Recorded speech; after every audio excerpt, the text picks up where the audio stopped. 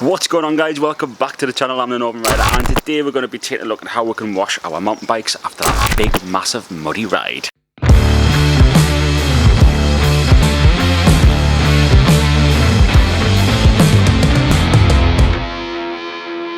So you came back off a minging ride and your bike is completely caked in mud and you need to give it a good clean. If you haven't already cleaned your bike before, then stay tuned for this. I'm going to show you exactly how you can wash your bike.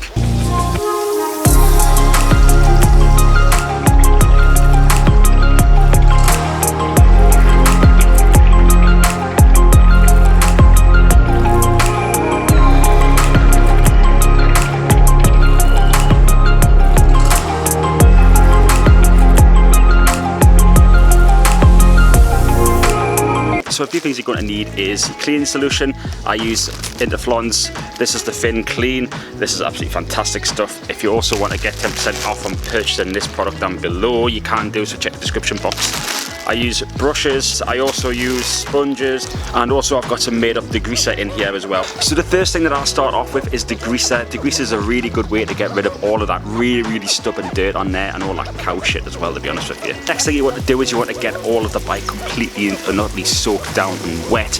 This is basically going to start to take all that degreaser off and you can start to scrub a little bit. So the next thing I do is I get my cleaning solution all set up. I've already got some in another container ready just to squirt onto the bike and let that soak in a little bit. And then what I'll start to do then is give the whole thing a good brush down with brushes, any sponges, anything like that, and then just get rid of all of that crap on there. So apart from being able to clean the whole bike with this stuff, you can actually clean your chain really well with this as well.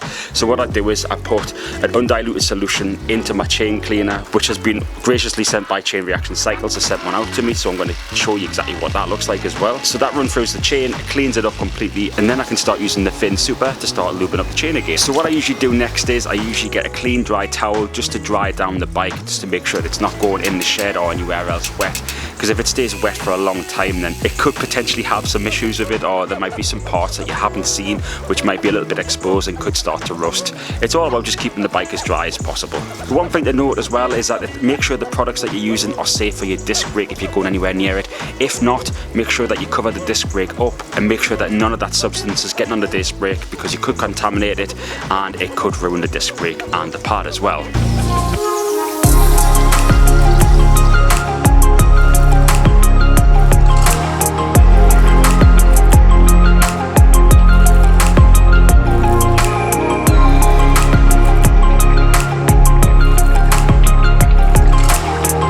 So thank you so much for coming back to the video time and time again. I really do appreciate people coming back to the videos. If you haven't already clicked on the like button and the subscribe button, then consider doing so down below. It really does help the channel out. And also if you want to see more content like this, and also any more, if I've got the trail digging series, I've got some like interviews of people, I've got riding videos, I've got all sorts of stuff that'll tickle your pickle. And also if you like any of the Interflon products, you can get a 10% off code down below. So if you check the description box down below, that's where you'll find that. So as always, I'm the Northern Rider. Thanks for dropping in, and I'll see you in the next one. Bitch, I got problems on problems on problems on problems on problems on problems I solve them. I run through the money, the pressure be calling. Left on my blessings, I feel like I'm falling. The birdie is back, tell me I'm garbage. I'm going through something, that's why I ain't calling. Phone and progression, it's all that I wanted. The phone with the